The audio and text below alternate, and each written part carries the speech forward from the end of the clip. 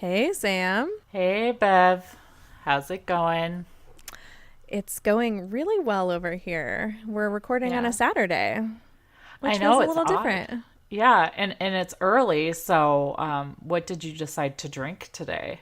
Yeah, it's so early that I'm drinking. I always say this word wrong. Kombucha? Did I say that Kombucha? right? Kombucha? Yeah, I'm drinking kombucha today Ooh. because I'm going to award some scholarships this afternoon for some distinguished young women. And I Aw, didn't want to be tired for it this afternoon, and I didn't want to drive all the way over there after having a beer. that's fair. So I'm being responsible, a responsible adult, like a What? distinguished young women's judge should be. Yeah, probably. You don't want beer breath for that. No, it was funny. My husband laughed. He's like, "They asked you to do that? Like, what makes you qualified to do that?" I was like, "Excuse me." What a dick. I know. I think he was just messing with me. I That sounds like something my husband would say. was like, "I'm like established in my career. I run a podcast. Like, I'm an entrepreneur. Like, I'm quite the whole package in my opinion." But maybe that's just me. So what No. are you drinking over there? So I have a Sam Adams Oktoberfest because it's October Mm. and I feel festive. So there you go. That sounds good. I'm a little jealous that yours is a beer. Although I'm not gonna lie, this I'm gonna say it wrong again. Kombucha? Kombu- Kombucha. kombucha. Kombucha. Kombucha. This kombucha tastes a little boozy actually. You had mentioned that you thought kombucha might be.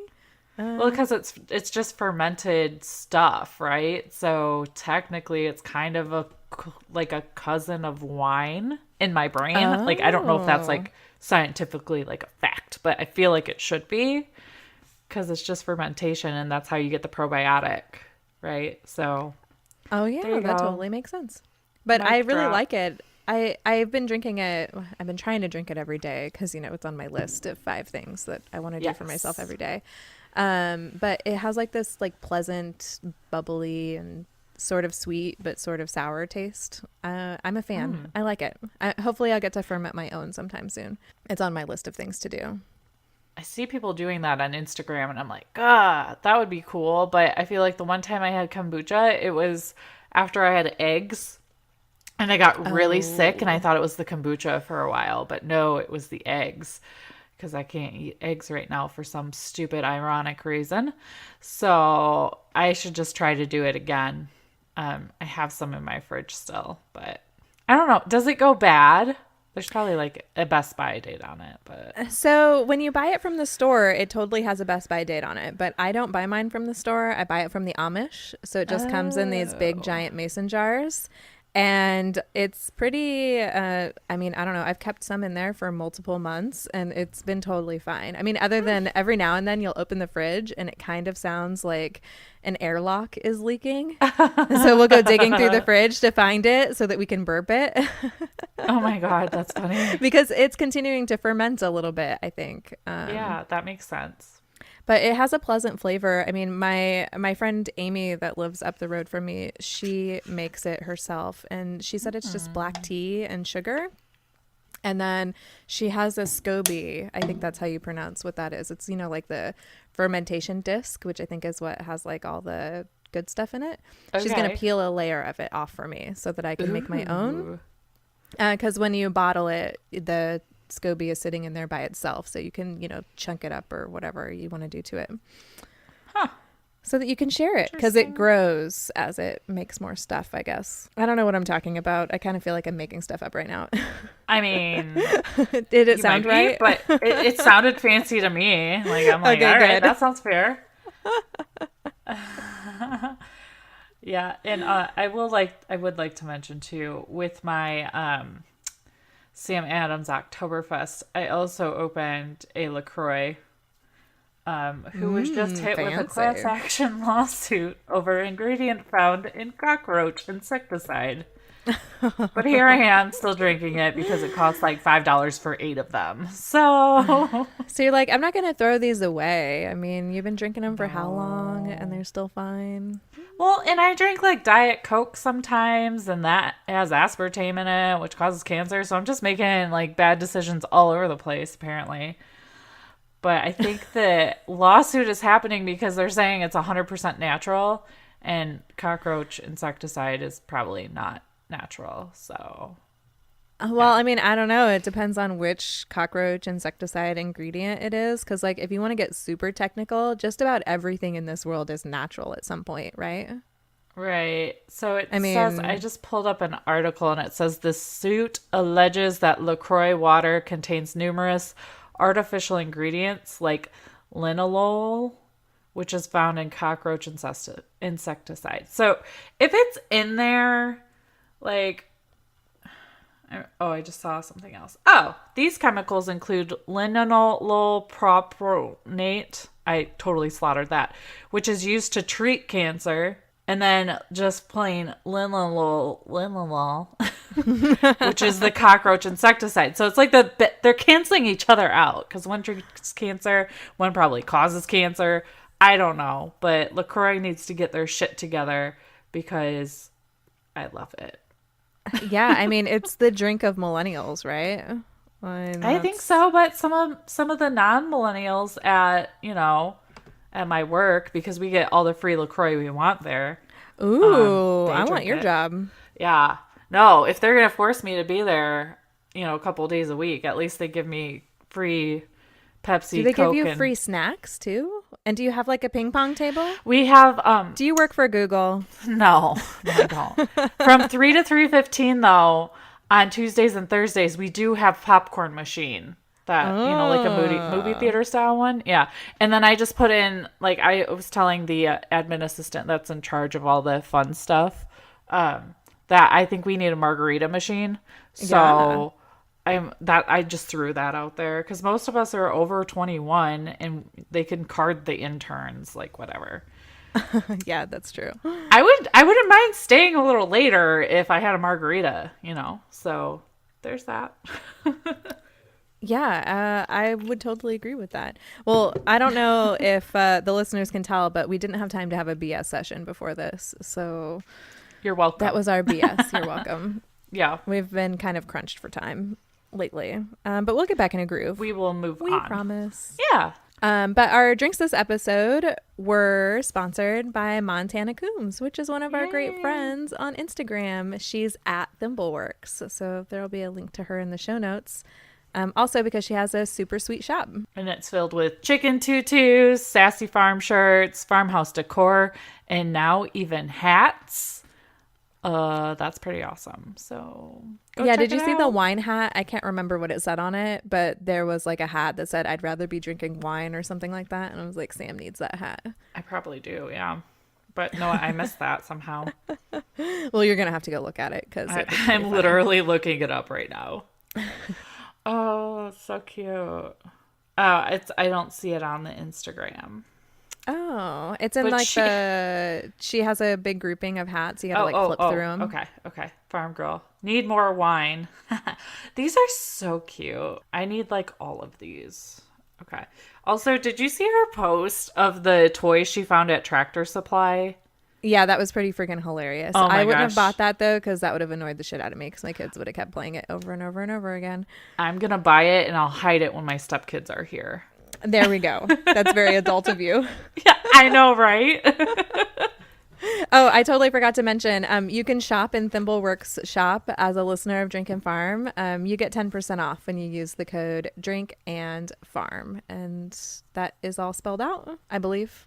I'll write it down in the Yeah. show notes. My brain just like is still all funky because I have so much to do today. So I'm That's not totally fair. focused. And mine is just completely fried from this week. So together we will figure out how to get this done. Because teamwork makes the dream work. We're gonna get an episode out there because we've only missed one in the 7 months that we've been doing this, and I feel That's pretty proud of that. crazy. Yeah. And sometimes, we drop 2 in a week, which is even crazier because I don't know how that happens. It's magic.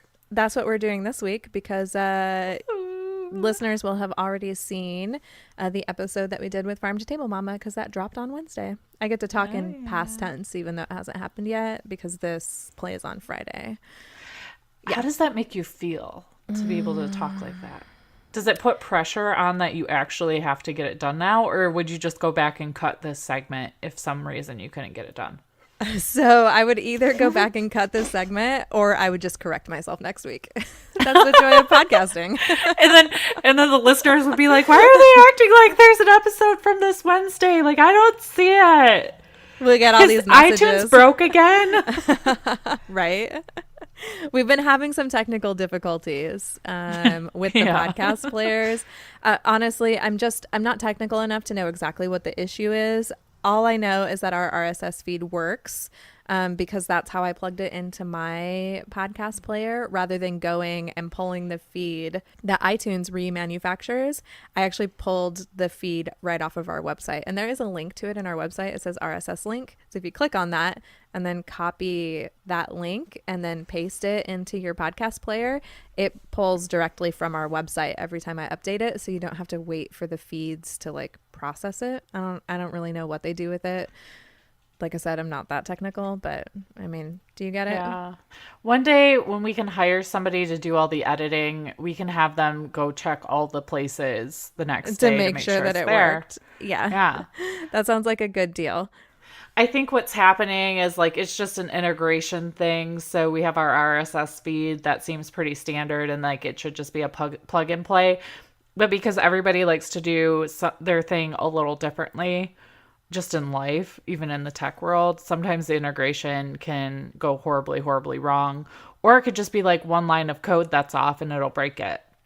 Or you're missing one character of something and it'll break it. So yeah, it's not and that's Bev's totally fault. possible. Yeah, I mean, because I'm the one that has to build all of that. So it's totally possible that I messed that up somewhere. Like we'll just go with it's not your fault, though. Yeah.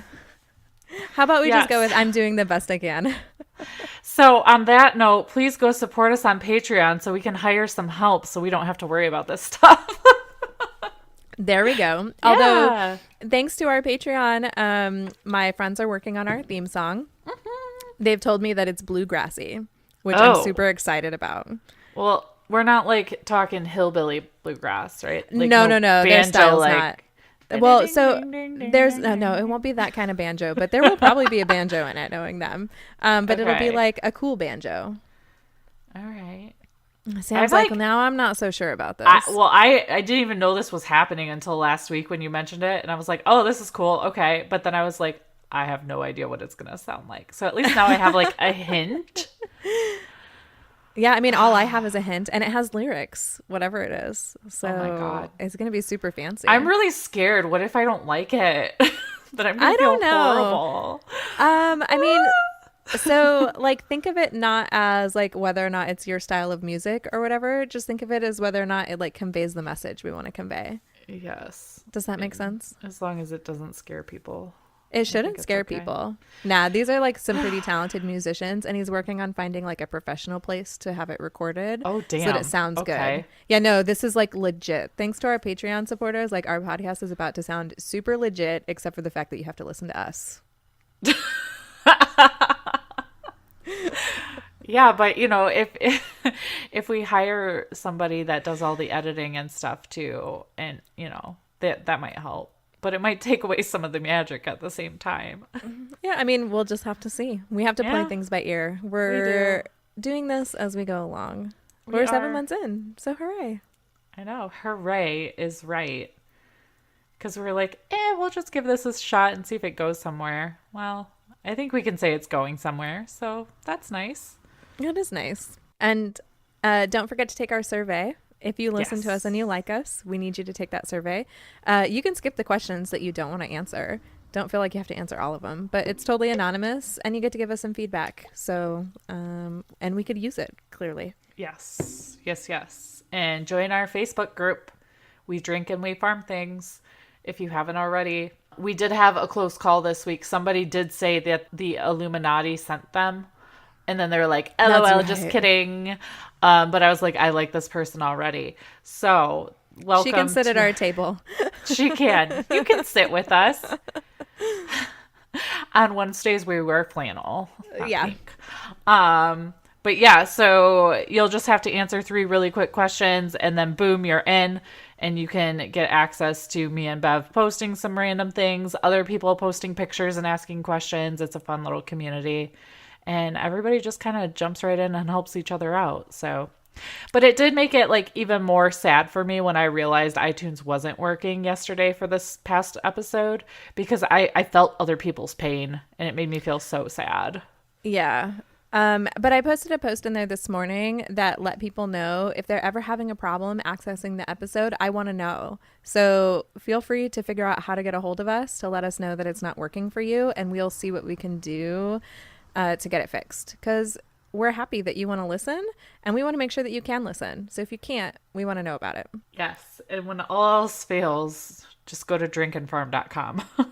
Yeah, and you can download it straight from there so that you don't have to use your data to play it in the car. When you take it from our website, you can just download it and play it. We try to make it easy. We try to give you options too when iTunes is being a shithead. Right. Well, I mean, nobody really knows how Apple works, right? I mean, that's like the whole point of it.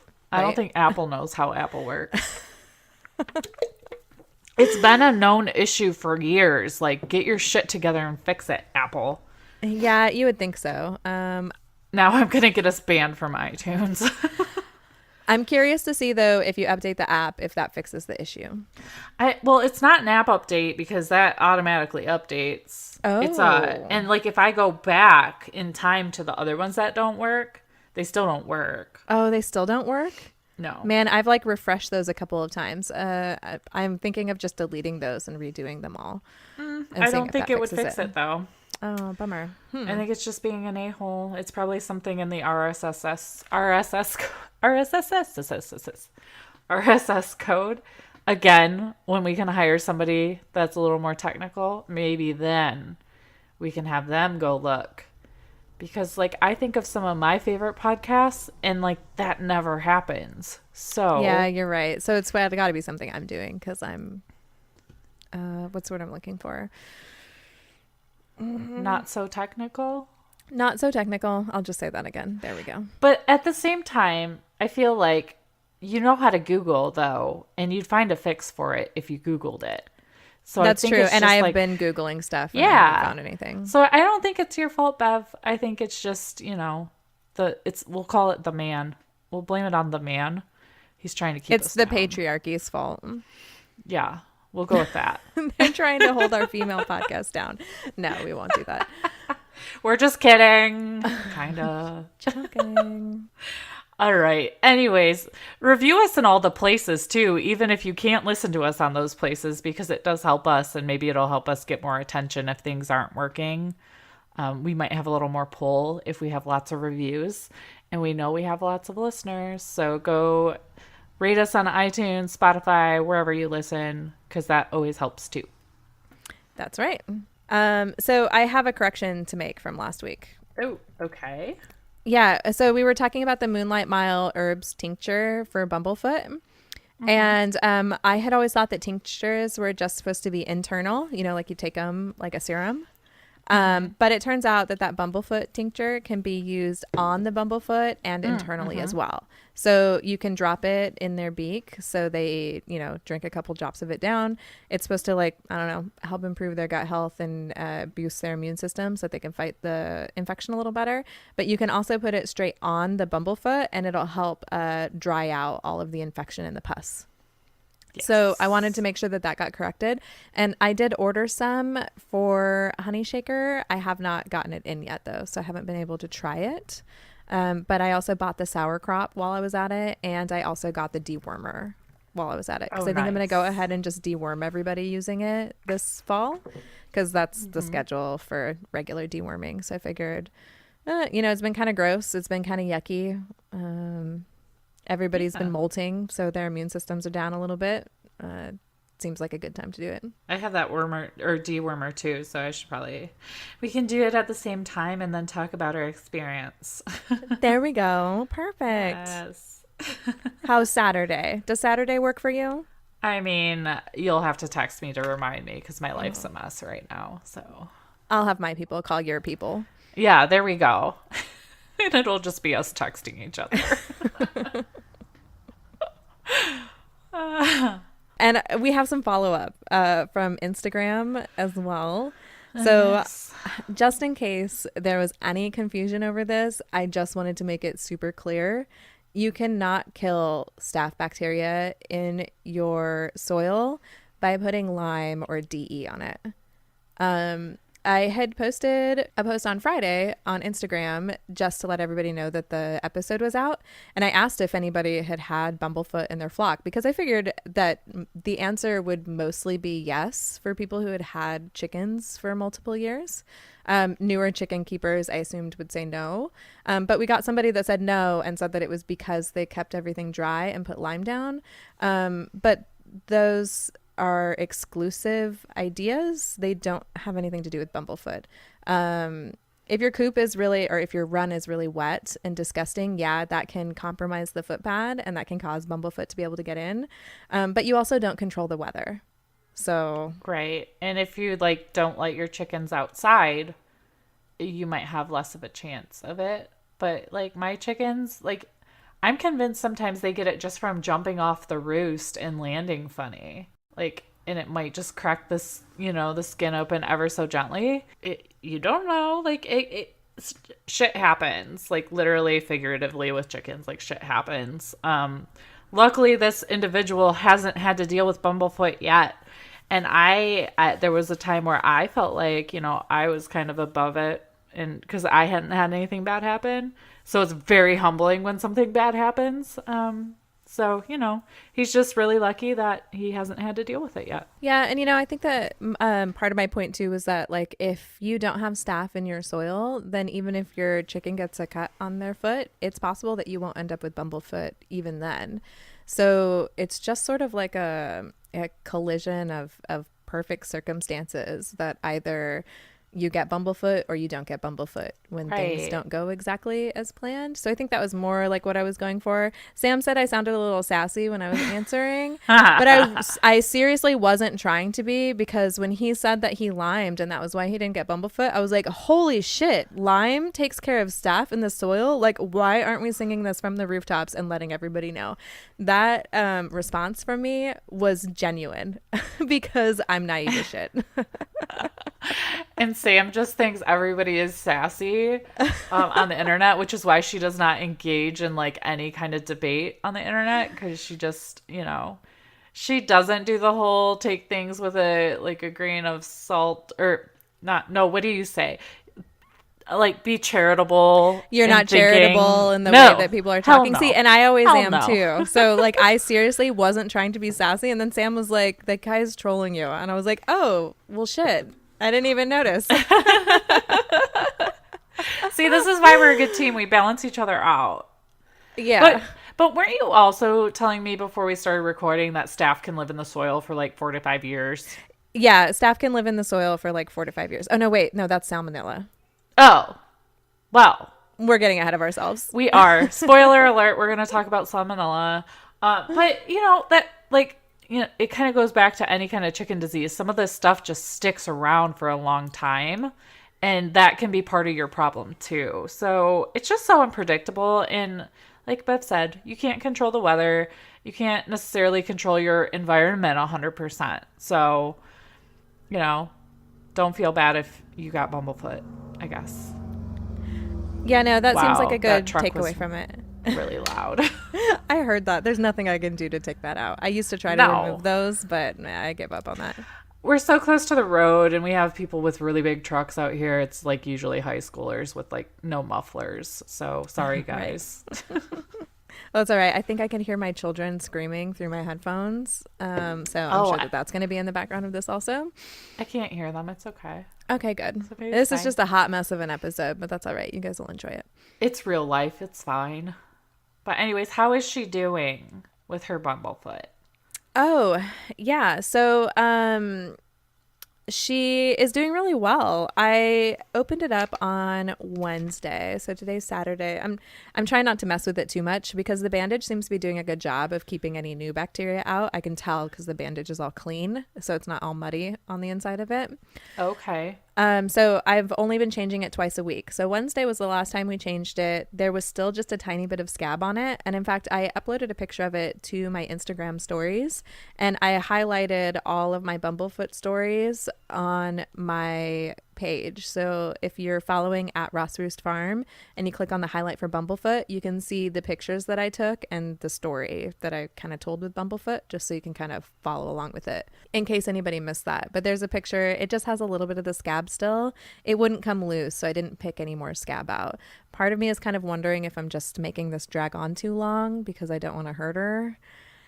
So No, I'm thinking, I don't think so though, because I've heard people like do this method or even just like the Epsom soak method, and it takes weeks if you're going the okay. non-surgical route. So I don't think you're doing anything wrong, as Okay, long as it's that's not good. getting worse.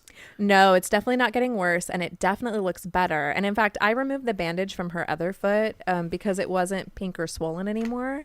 So part of me wonders if it was just like a little swollen from jumping off of the roost like she had been. Okay. And she was kind of hurting that foot pad, but now that I took that roost away, she's not doing that anymore. So it's healed up. So I stopped treating Oh, that one for good. bumblefoot because it never developed a scab. And I'm not going to cut into her foot if there's no scab. It just seemed like that wouldn't be a great idea. Yeah. No, it sounds like you're doing everything right. Yay. And she's not limping anymore. So that tells me that she's doing a little better. Like she's following her flock mates and she's keeping up with everybody. So Aw, good. I'll change it again on Sunday. I was hoping I'd have my new tincture before I changed her bandage again, but it does not appear that that's going to be the case since today is Saturday. But I haven't checked the mail yet. Who knows? And next week I'll be able to give her a little bit of the tincture and then put some on her foot, and we'll see how that does on the healing too. So I'll update everybody again next week. Woohoo. Yeah. I did like a really quiet woohoo. Woohoo. Okay, so you guys have heard us talk about grubblies like for forever now. I mean, at least since the beginning of time of this podcast, right? Yeah, we're kind of Grubbly Farms fangirls over here, and we just wanted to let you guys know that you can actually subscribe to a monthly shipment and save 10% every single month. Yeah, and that's exactly what I do because I never want to run out of grubblies. My chickens would be super, super unhappy with me. But grubblies gives us a code that we get to share with you guys. It's FARM15, and that gives you 15% off your first shipment of grubblies, even your first subscription shipment. So get the most out of that code by becoming a subscriber, getting 10% off, and then you get another 15% off. Did that sound complicated? No. That makes sense because that is a whopping 25% off. And then you can totally skip a shipment or modify the frequency anytime. So you're not obligated to get your grubblies every single month. But trust me, to prevent resting beak face in your flock, you're going to want to do that every single month. Oh, yeah. Although, you know what? Just kidding. Chickens always have resting beak face. So I don't know if having grubblies helps, but I mean, they're smiling on the inside. Yeah. So go over to GubberliesFarm.com and click on the subscribe button to check it out. So, salmonella. Yeah. I mean, so anybody with eyes and a smartphone saw that there was a 6.5 million pound recall of beef for salmonella. Is that right? Did I get those numbers right? Yeah, I believe so because it was funny. I was on my way, like walking to the bathroom at work, and I saw that pop up on my app, and I like screenshotted it and sent it to you. And then I was like, oh, I should probably give her the article too. So I sent you the link. So I was like, this is perfect. I love when this stuff happens because it gives us content for the podcast, but it also like enrages me to see this kind of stuff pop up on my phone. Because that's a lot of cows. Yeah, I mean, that's a lot of freaking cows. Like, how many cows had to die to create all of that meat that just got recalled? Yeah, and it's just going to go down the shitter. But Literally. not really. Well, maybe, yeah. I I mean- mean, what do you do with that? Do you just, like, burn it? Like, I don't know. I mean, it definitely becomes some sort of disgusting, festering pile of... of maggots, like, literally. But yeah, I didn't think of that till just now. Like, what do they do with all that? Because they're not going to, like, cook it up and, like, feed it to anybody, are they? I mean, I don't know. Salmonella dies when the meat is cooked to an internal temperature of 160 degrees. So Okay. technically, you can sell meat that has been infected with salmonella. And in fact, this article by Vox that we'll link to in the show notes. And actually, this article says it's 6.9 million pounds. Oof. This one was written this morning, and the one that you sent me yesterday was from yesterday, obviously, because it was yesterday. So it has gone up. But yeah, food producers can sell salmonella contaminated meat as long as it's going to be cooked. That must be something that's in the food regulations. I Sounds had like no idea that a that was a thing. Yeah, and I didn't either, and it sounds like an FDA loophole kind of situation to me. But like after doing some quick research with you right before we hopped on here, because that's how we roll, it seems like this can be a very easy thing for an animal to contract or to spread because it can happen like through the air. This thing on the sides though is interesting because it's saying like usually the FDA does not recall beef, and it's usually the company themselves that recall it. Oh, Interesting. so I mean, what happened with this recall? Was it the FDA that recalled it? Or no, it was the company Um, that recalled it, an Arizona based meat company. And it's yeah. JBS Tolleson, which is actually really close to where I used to live. Tolleson is a suburb of Phoenix.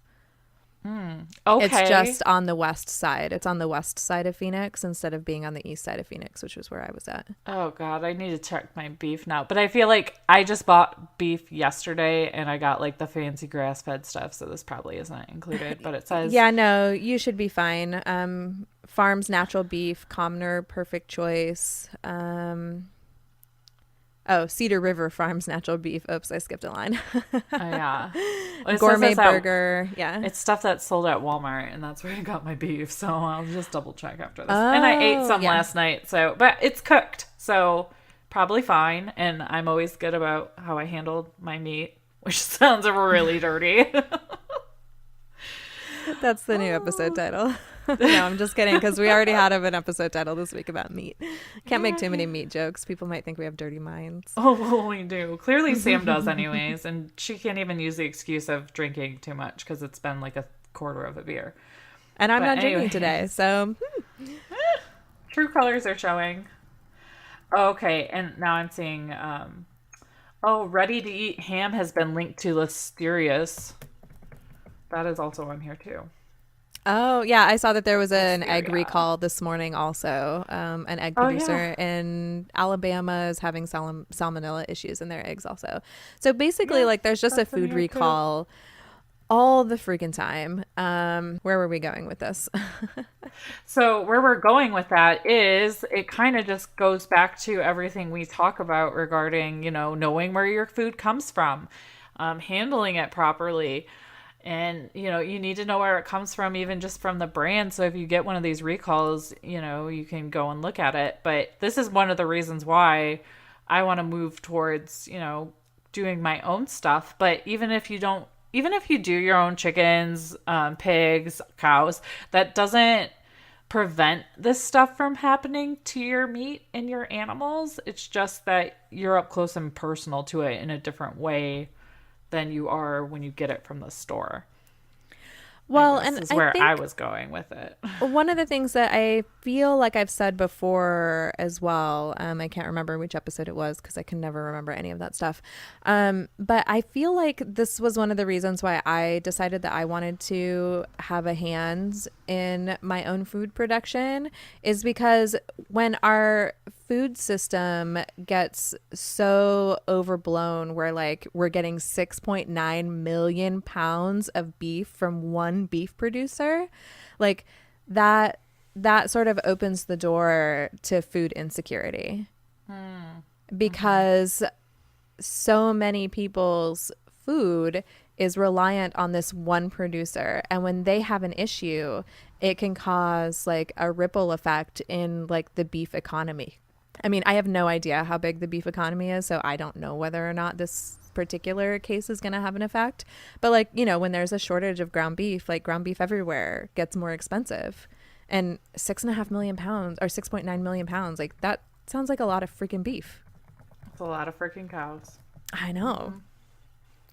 And then, like, yeah, it just makes me sad that, that those cows lived their life and then lost their life for, like, no reason. Like, it's just going to go to waste. And it makes me feel sad inside. Well, and I think maybe this is a glimpse into why some people choose to be vegetarians or vegans. Yeah. I mean, in my lifetime, I haven't noticed a recall that big on beef. So, like, No. the 6.9 million pounds was, like, kind of shocking. And we try to pay attention to stuff like this because, we talk about food and we talk about creating your own food and we talk about all sorts of things on this podcast. But this ties back into, like, the documentaries that we were talking about. Like, I mean, when you're getting your beef from a local producer, well, so it's less likely that if it is contaminated, it would be caught. So I think that's one of the reasons why some people are like, oh yeah, you shouldn't buy your cows from the Amish because, like, you don't know what they're doing with it. But from the same level, like, yeah, I mean, if that cow ended up having salmonella, like, I don't know, I cook all of my ground beef all the way through. Yeah. I do prefer my burgers to be medium though. I like a little pink in my burgers, and I love my steaks to be rare. Oh, yeah. I mean, same. When I'm eating steak, like, that thing had better moo when I stab my fork into it. Or else And if any vegans were listening, they have unsubscribed now. Sorry. No, but I TMI on the meat. No, I'm the same way, though. I'm always, like, medium, medium or rare, depending on what I'm eating and when and how I'm feeling. But because otherwise it's too chewy when you cook a good steak all the way through. But I mean, that's just my personal preference.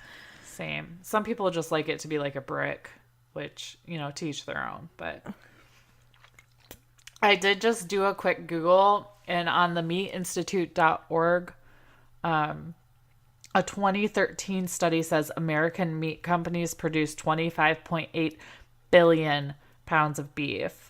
So that was kind of just a drop in the bucket, because that was 2013. Okay. So you're going to, there's, growth there. So it's probably gone up since then. But it's still a lot compared to what it would produce over the whole year. I don't think it's that much. It's probably a big deal for that company, though. They probably just took a huge hit with this. Oh, yeah, I'm sure. Well, and, so they didn't exactly say, like, where the salmonella came from, like whether. So my assumption had been that salmonella gets into our food system from contaminated equipment. That was always the assumption that I had made. But when Sam and I started doing a little bit of research, it just turns out that some animals just carry salmonella bacteria. And it's inside their meat. And there's nothing you can do to get rid of it except cook the meat all the way through. Yeah, and it can be transmitted through fecal matter, aerosol transmission in confinement facilities, saliva and nasal secretions, especially in shared waterers. And it can also be in the milk or colostrum. So there are different ways they can get it. And it can also, under certain circumstances, if there's a higher level of moisture, temp, and pH, it can show up in their feed, and it will replicate every 30 minutes. So it would be really hard to pin down where this is coming from for that factory. I'm sure they're trying to figure it out so they can, stop it, so they don't run into this issue again. But for some reason, I didn't even think about salmonella being an issue for beef, because you always hear it in the news about chicken and, and eggs, and the CDC telling us not to hug our chickens and things like that. Right. Don't kiss your chickens or you get salmonella. No, wait, don't eat that cheeseburger. Yeah. You know what? Meat, just don't touch it. Like, wear gloves, wipe down your surfaces, all that fun stuff. Bleach all the things. Yes, but don't use bleach because it's bad for you, and, like, you're bringing it in and it'll kill you. Yeah. I mean, we can't. You're damned if you do, damned if you don't. I'm finding that that's just the nature of life, yes. Which is very, very much disappointing my optimism. I have a very steadfast optimism. I always think the best of everything, and I'm starting to feel a little worn down lately. Oh, Am I rubbing off on you, Bev? Maybe just a little. I'm not rubbing off on you. You're not seeing No. sunshine and rainbows everywhere. Well, Come on. no, no. But I mean, I have been trying to be like more charitable in my thinking, as you put it, Oh, okay. with some stuff that I've, have to been dealing with in my life lately, and trying to, take a personal inventory of like what's going on inside of me and am I projecting things on people before, usually coming to the conclusion that it's not me and it's them anyways. But I'm trying to, work through that process in my head more often. Well, back to salmonella. Yeah. So I wanted to share something that I thought was really interesting, though. And I think this is part of what makes like the local producers of meat have a leg up on, just like buying your ground beef or your steak and whatnot at the grocery store. So salmonella doesn't live outside of its host animal very well. Oops, I lost my spot. Sorry. So it can survive for 4 to 5 years in the water, soil, and dust in areas around the farm. But when you freeze the meat down to -4 degrees, 85% of the salmonella bacteria dies in 2 days. Oh, wow. And my deep freeze is set at -10. So, or I have 2 deep freezes. Both deep freezes are set at -10. So if we ended up with a whole cow that was infected with salmonella, 85% of the bacteria would have been killed by being in our deep freezer, which That's are pretty good crazy. odds. And I mean, hopefully Yeah. the 15% that survived are in the ground beef, because I'm going to cook the shit out of that. Cook the shit out of it. I want to figure out what they're going to do with all that beef. Oh, you're trying to Google it?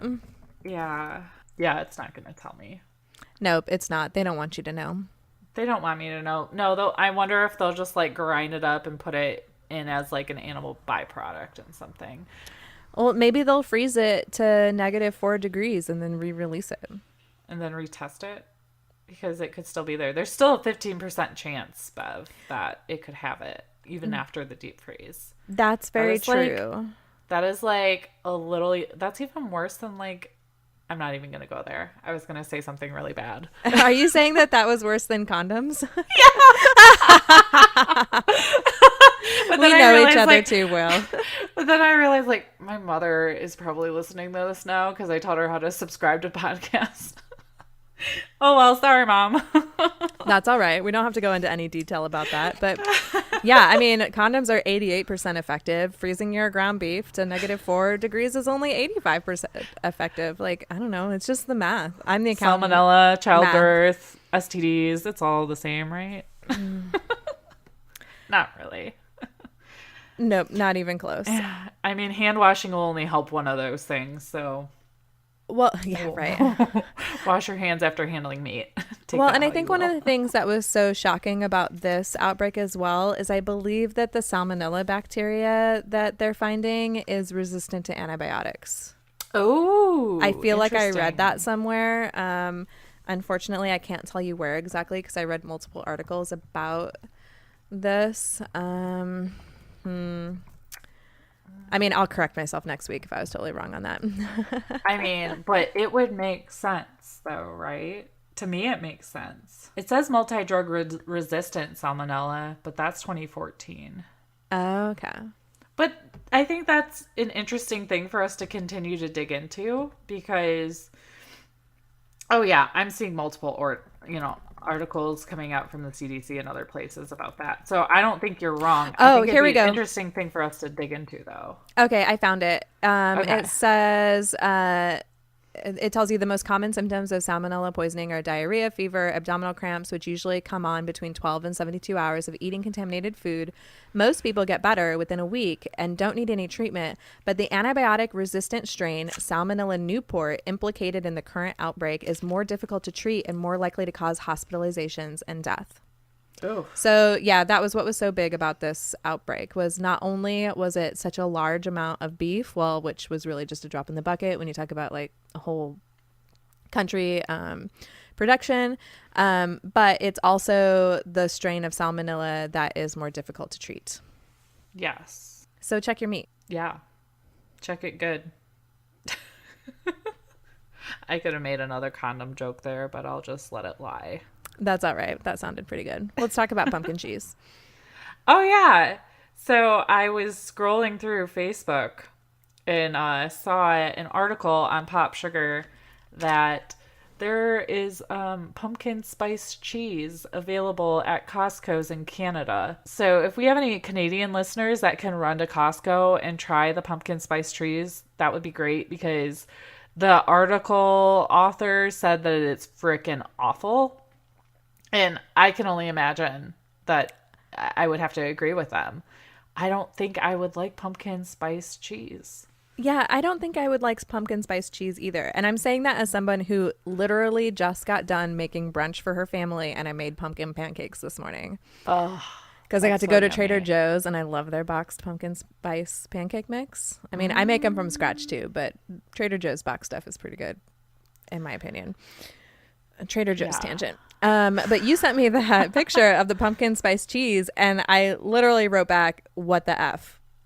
Like, that can't possibly be real, because that sounds disgusting. Well, the whole pumpkin spice thing is just out of control. And this is coming from the girl that bought, pumpkin spice creamer yesterday from the store, because I've been trying to cut back on like my artificial creamer type things. But I was like, you know what? Like, this only happens for a couple of months out of the year.